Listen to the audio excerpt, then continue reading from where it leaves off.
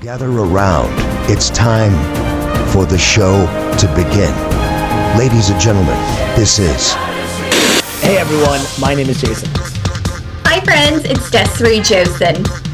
Alright, there were so many matches this year that were just too much. So this won't be a shocker because we've had a handful of really awesome matches that we just can't stop talking about. How many times have these guys fought? Like it's been quite a bit. I've been saying this all year. They're just so great to watch. We saw the heel turn coming, and then when it happened, nice and bloody, both dramatic and beautiful. You are now entering the ring with Chutes and Ladders podcast. Chutes and Ladders Spotlight Triple H. What's going on, everyone? My name is Jason. Hi friends, it's Desiree Josen. Okay, the road to Wrestlemania has wrestling super hot right now, and we are going to shine the spotlight on the creative genius known as Triple H. What is your IT, Des? This is so well deserved. It's about damn time. And granted, he already is technically a Hall of Famer because of DX back in 2019, but it's only fair that this man who has started from the bottom and literally worked himself to the top gets every little bit of accolade that he can get. Absolutely. I'm excited for him. Absolutely. Yeah, and speaking of which, that the quick rundown of the Hall of Fame announcement, well deserved. It was long overdue, and to be honest, I don't know if there's anyone else that lives, breathes wrestling like Triple H. I think it's so cool that the way they kind of did the announcement, how they executed that. And I know you love this. What do you have to say?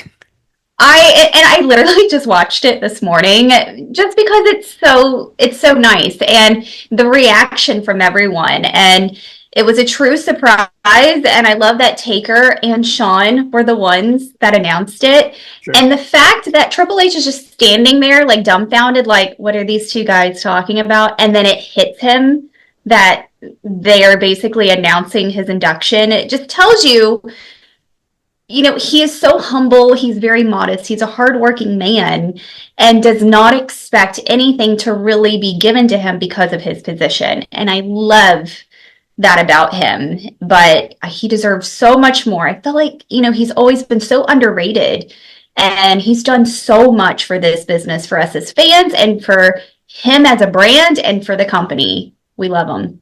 Absolutely. And speaking of the road to how he became Hall of Famer and now the COO, let's talk about his early career and rise of the WWE. Wow, it did not start off ideal, that's for sure, with terrorizing. I remember just laughing out loud when I saw that. That blonde hair. Yeah. The blue blood Triple H. Well, hold on. Let me hear what you have to say first, and I'll chime in. Well, I just loved that he was terrorizing. I love the name. But I remember the fluffy hair in WCW. But yeah, Triple H, Hunter Hearst Helmsley, and his horseback riding attire, and he was such a jerk. It was not a good gimmick, though. No. Well, and here's the thing. This is what's funny for me personally, and we didn't really know this back then. But he mentions this in a couple documentaries when they did the farewell to the Clique, which is obviously Hall, Nash, Shawn Michaels, and him. He actually said once they executed that, Vince obviously was not happy about it. And he said, look, Shawn's a champion. Hall and Nash are gone, so who's going to come on? Me. Mm-hmm. Yeah. So when he was that blue blood, I specifically remember him feuding with Duke the Drumster Droese and losing to Ahmed Johnson. He was basically a jobber, and it was so much to the point. I remember I looked at my brother one time. I go, how funny would it be if he became champion one day? And what the turning point of his career was the perfect hoax. I specifically remember when he beat Mark Mero, and I just remember I was like, wait, this dude's a champion. And ever since that point, and obviously the real turning point, or the second inflection point of his career, was when he was part of DX with HBK, which we still talk about now. Yeah, absolutely. And the whole thing with Mr. Perfect, they got us. We really believed it. But yeah, he, like you said, with the curtain call, he was the one who was punished because Sean was going to be gone with his title. The other two were gone with X-Pac. So what else was there to do? So, and he even says he took about 6 months of losing to do that. He even lost what potentially would have been his King of the Ring title, Yep. which was given to Stone Cold Steve Austin. And we know how that turned out. So I really love how everything just falls into place because I feel like that was just the beginning of the Attitude Era. And that's what I think of when I think of Triple H. I think of DX. And with Shawn Michaels, Chyna, and Rick Rude, those were the originals. And we were like, what is going on? And it was the funnest and the coolest time on TV. Absolutely. And then when Sean was out, he became the leader. And obviously you have New Age Outlaws join, Xbox joining, but he was running the show, and then he elevated to world championship status. And that by far was, I mean, in my humble opinion, probably the greatest faction in WWE history. And it definitely, I mean, again, still talked about to this day. So absolutely, 100%.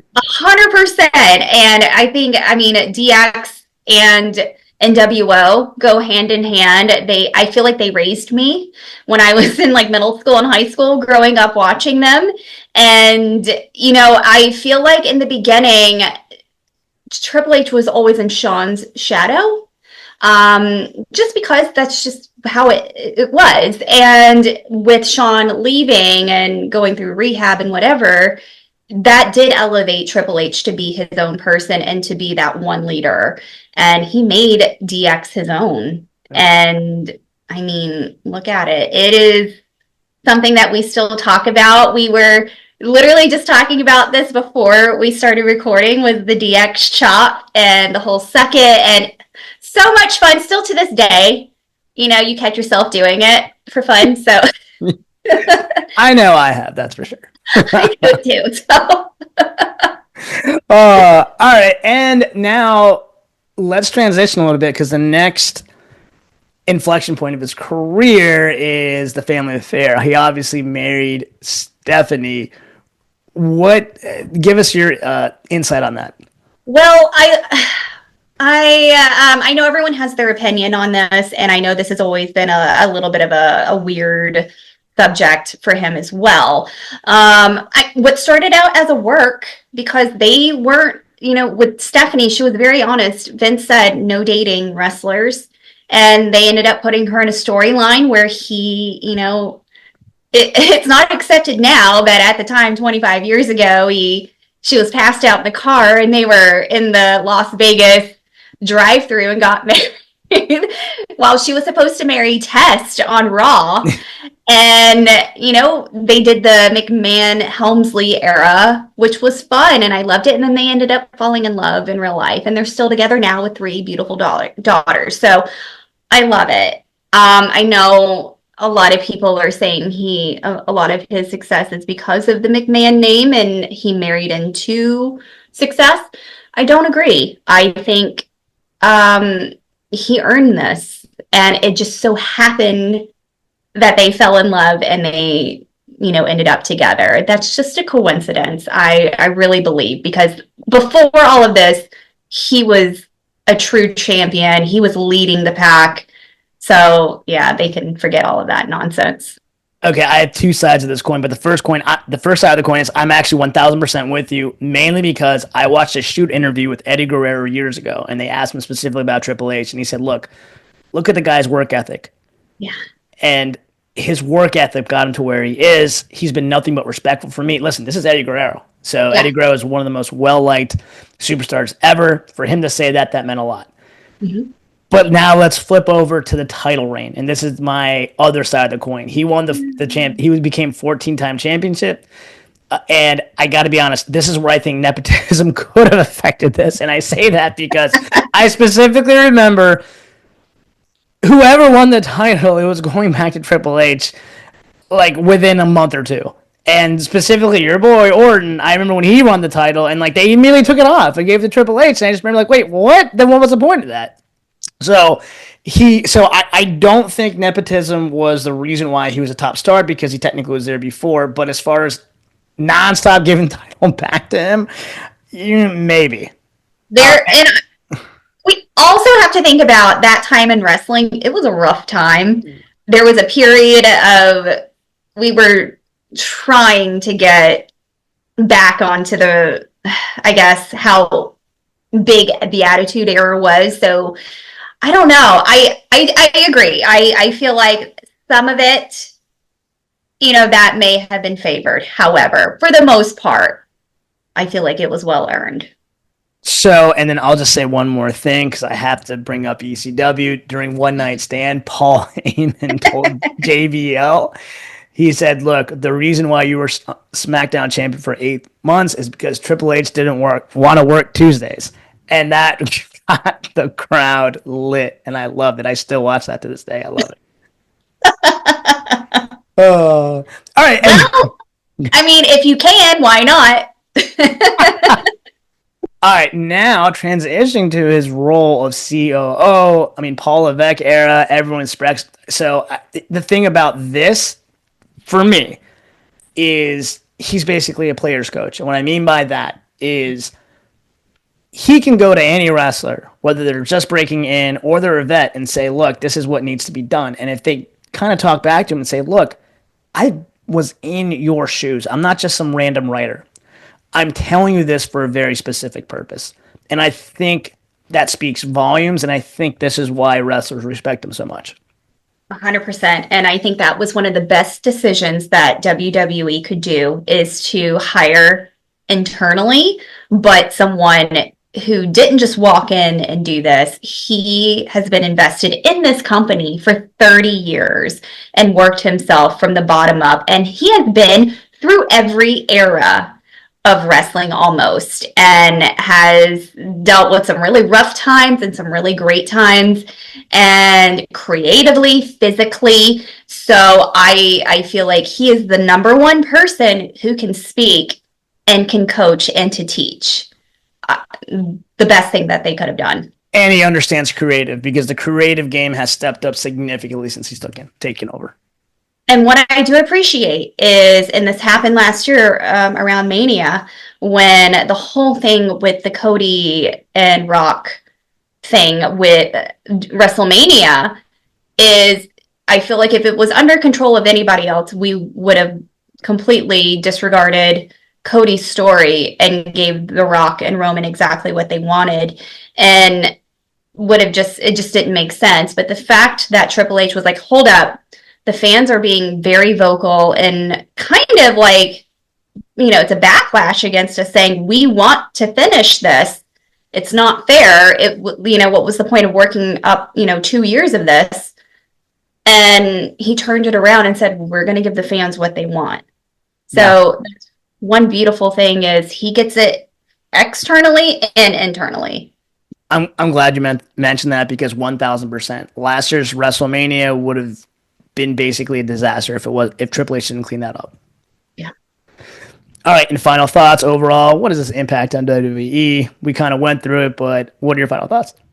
What I want to say about him is what I love about Triple H is not only is he a hardworking, we're going to say that nonstop, he's a hardworking man. The fact that he is clean, what I mean by that is he was surrounded by an industry and friends that were into drugs and alcohol. He did not do any of that.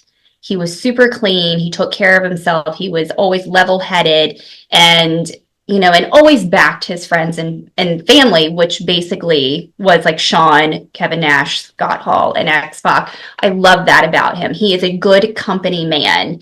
And that's what I love about him. He just eats, lives, and breathes this business. And he's always looking for what can be better. What are we going to do? What's going to make this last and not end with him? But he's looking at it 50 years down the line. What's going to make wrestling still hot and take care of our families in the future kind of thing. So he's a good family man, a good businessman.